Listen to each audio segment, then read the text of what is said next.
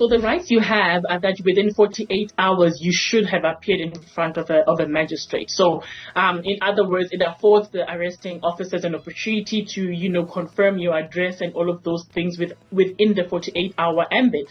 And then you have the right to now appear in front of a magistrate in order for the charges to actually be put on you or at you. And then over and above that, you have the opportunity to apply for bail. If it happens that the matter comes before a magistrate before 48 hours, and your defense attorney makes the court aware of this, in actual fact, that arrest in itself is unconstitutional, and therefore the charges cannot go ahead. So in this particular matter, what may end up happening is that I think it's accused number 2, his charges in this entire matter may just fall away because his arrest was unconstitutional.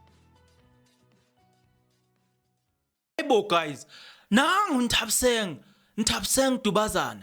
I think she's from Tubazana Attorneys. Hey guys, now this girl, she's speaking good news. I'm like, hey, Bongani Ntanzi should be released by law. I'm like, hi, bo, oh, Njani, because those are good news that we are waiting. Njani, Nthabseng, Njani, because those are good news that we've been waiting for. Now she speaks about, you know what?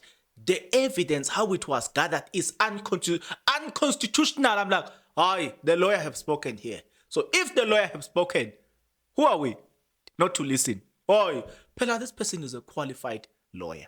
So if she speaks, we listen and say, Nthabseng, we hear you. Imagine Nthabseng, explain to us here. What are you saying? And she goes into details explaining that, wait, an evidence gathered, under duress, that evidence shouldn't stand in the court. For the fact that Bongani Ntanzi was arrested on the 16th of June,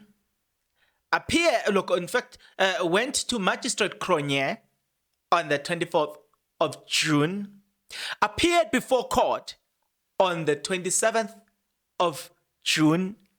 That is the violation of the Constitution of South Africa.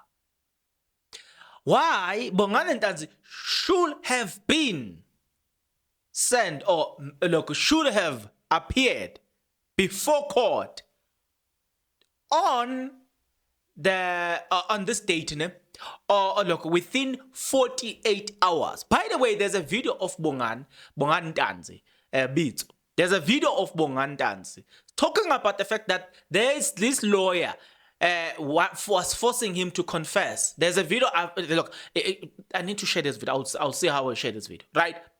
All right. Moving right along. I also have important announcement. But I'll give you all of this, provided that you're interested. Are you interested? Then please stick around. As you stick around, there's just a few things that I'm asking from you guys. What are those things? 1, you subscribe. 2, you like the video. 3, you comment in the comment section below. 4, you share this video. 5, you watch this video until the end. 6, you watch the ads. That's how you financially contribute to this channel. All right. We have spoken about the nice things that you need to do. What? By the way, there are other nice things that you can do. And those nice things involve you joining, becoming a member of this YouTube channel. That's how you financially contribute to this channel. It's from as little as 20 Rand a month. Also, next to subscribe button, there's that button called thanks. You can donate any amount of your choice to the channel. Speaking about this good news, I've got good news. Some secrets that I'm going to have to share at the end of this video. So you need to watch this video. This video is not going to be long. Yes. This lady, Nthabseng, I did a little bit of digging. First of all, Nthabseng, I think Nthabseng Tubazana indeed she was on a podcast called Mashabela Studios, right? She was giving legal advice. I think, if I'm not mistaken, I stand under correction on this one. I think she's the one that was speaking about the fact that if you have lobola somebody, if you have paid lobola for somebody, by law you are married. As long as we can prove that, as long as there's a proof that there was a negotiation between you and that person, that letter of negotiations, we can use it to prove that you are married and it's in community of property. right? This is the same person, I think, if I'm not mistaken, I stand under correction as well, on my Shabela studio. This is the same person that taught me this thing to say, she was talking on the channel. So by me, I'm saying I personalized what she was saying. She was saying that if you have seen a person committing crime, and then you kept quiet, you are an accomplice to that, So this is the person that has been giving a lot of. The point is, this is the person that has been giving a lot of legal advice. You know what I'm saying? And then I did some research and I got, okay, she's got her own. There's a company called it's Dubazana Atenis. That's what I'm saying. So she's been practicing quite a while. At some point, I think she did work with illegal aid as well. Yeah. So this is the same lady that says, you know what? The way the evidence is gathered, right? It's unconstitutional. It cannot stand in the court of law. So the way she said it, and the way she spoke about it, and the way I understood it, I was convinced that she's telling the truth. Based on that video, I was honestly convinced that she's telling the truth. So after my conviction that, okay, this lady, she's telling us the truth, you know what I'm saying? And I was like, okay, if this is the case, then it means that guaranteed, here we're going to see Bongani Ntanzi walking free. But the way she said it is that usually this whole thing doesn't proceed, but in this case, then Judge Ratamo Khotleng has allowed this whole thing to proceed. Maybe let's hope that the reason he allowed all of these things to proceed is because he understands that, okay, I'm going to make a judgment and this guy is definitely going to be acquitted. And then I think as well, the person that is going to be acquitted on this case, now, I think accused number one. For me, Ntanzi is the first one. And it's not only me. I think a lot of people in this country, we are convinced. That's why Ntanzi is trending every now and again now. Because we are convinced, me and good citizens of this country, we are convinced that Bongani Ntanzi must be released. I'm not alone. If you second, raise your hand if you second what I'm saying, that Bongani Ntanzi must be released. But Ntabseng speaks good news. So, but anyway, still raise your hand if you believe that that this guy must be released. Raise your hand. You know what I'm saying? Think about it. You recently got married. You are a breadwinner in your family. They are arresting you. Hey guys, how is that family feeling? How is that new wife feeling? You know what I'm saying? They're going through a lot. It's from 2020, now it's 2023. So it's 3 years. She's in the dock. She can't guys, I feel for Bongani Ntanzi. Like, I feel, when you say you feeling for somebody. Bongani Ntanzi, man. Bongani, I feel for you, my man. I don't believe, there's no shadow of doubt in my mind that Bongani Ntanzi was never involved. And let's speak about the legal aid issue, guys. No. This lawyer called Mr. Njiako. Bongani, there's a video of Bongani Ntanzi. When I say Bongani, it's like I'm talking to myself because I'm Bongani Masuk. So, bongs. Now I'm talking about the other bongs. You know what I'm saying? Not me, but the other one. Yeah. By the way, the other bongs as well has got this charisma. When you're looking at Bongani Ntanzi, he looks exciting. You know what I'm saying? I'm like, that's how Bongani should look like. You know what I'm saying? If you don't get it, forget about it. But Bongani Ntanzi's got that thing, man. When you're looking at Bongani Ntanzi, he looks, you know what I'm saying, exciting. He looks like vibe. He gives you that thing, man. Confidence. You know what I'm saying? I'm like, yeah, bongs, got you. I've got you, man.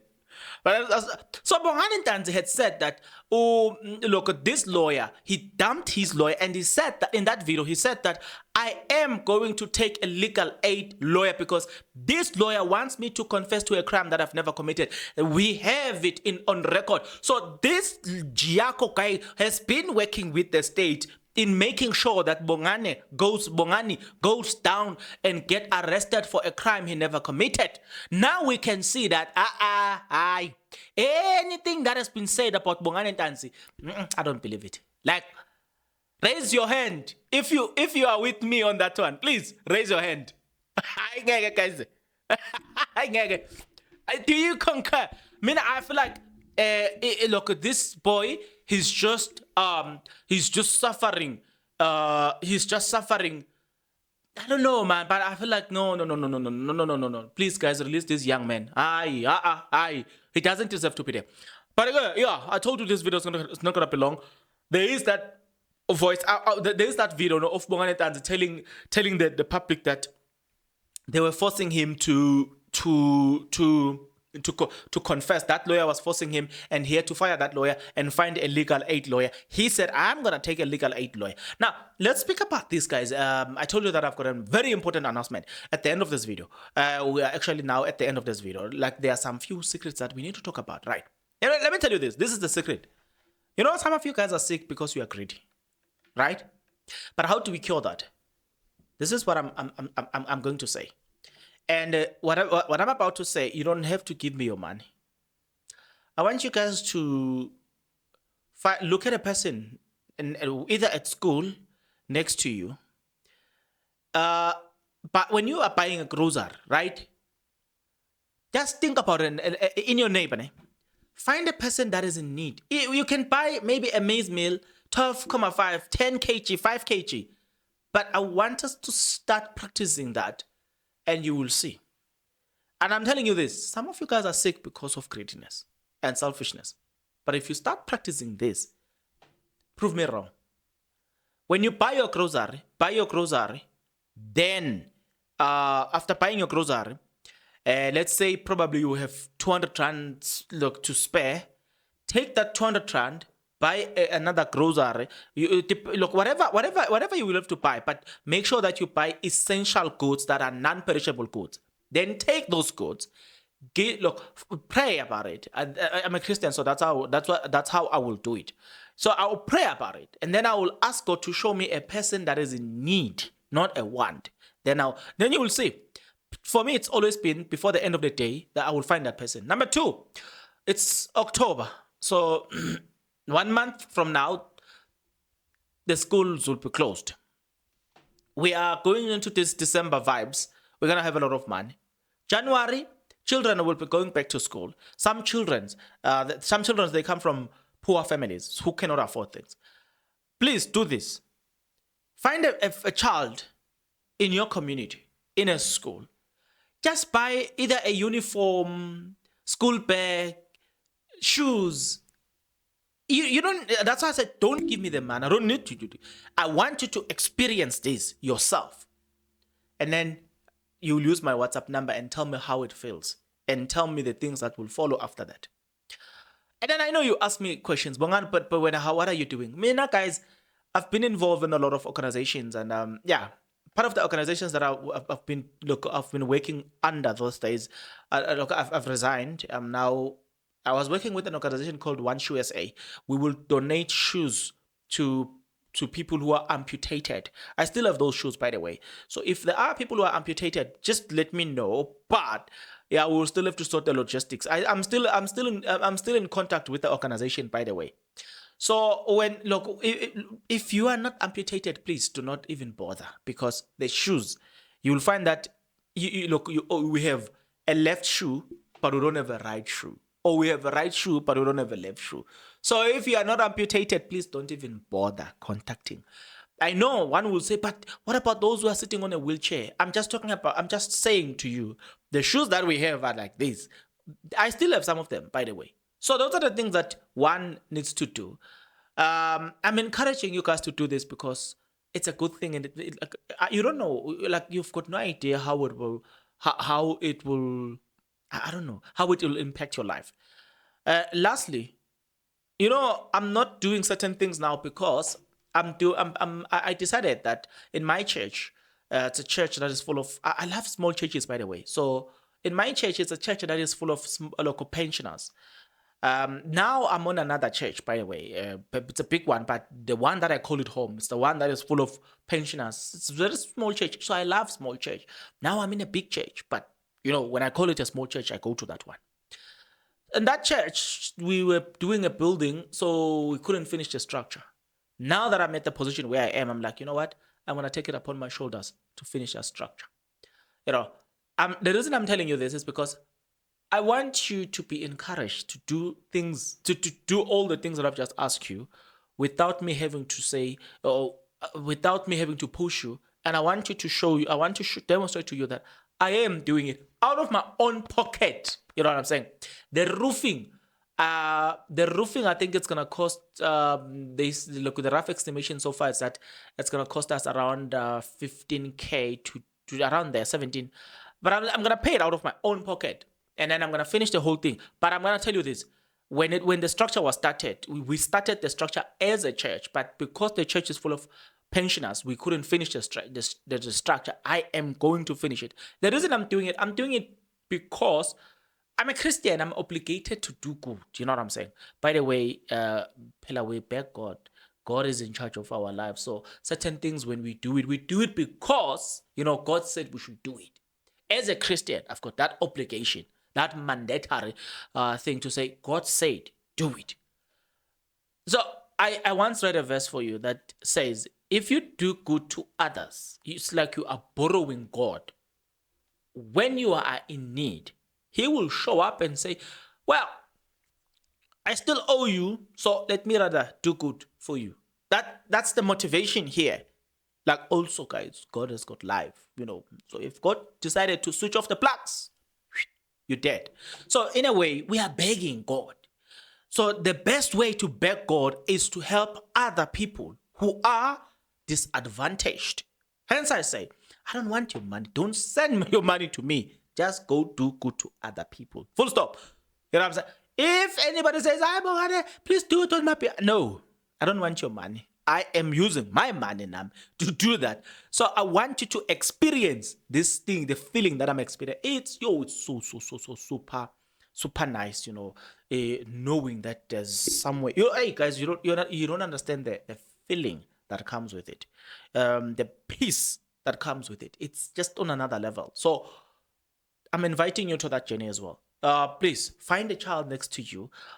Yes, and there's been some discussions about Bongani Ntanzi's donations to Bongani Ntanzi. I think I need to address that on this video as well, and the WhatsApp story as well. There's been some discussions about Bongani Ntanzi donations and all the stuff. I think at this particular moment, let us now focus on the Senzo donations. And later, remember that the Meiwa family, by the way, said that if they were to have enough, they will also support the defense as well. So us donating to the Meiwa family, it's basically us donating to the Ntanzis and all the stuff. So they're going to assist them anyway. You understand? Then let's talk about the WhatsApp. My WhatsApp group, guys. Hey, it's a mess. Guys, I'm going to address a lot of things on that one. I'm going to address a lot of things on that one. There's been some things, people telling me that Senzo Meiwa's mother has got a trustee, blah, blah, blah. I've spoken to Sfiso Meiwa. I'm going to be talking to Sfiso Meiwa also today about all of those things. We will iron it up today, and I'm going to come back with an announcement concerning that. But having said all of those things, guys, I'll see you on the next video. But until that next video, good people, please take care.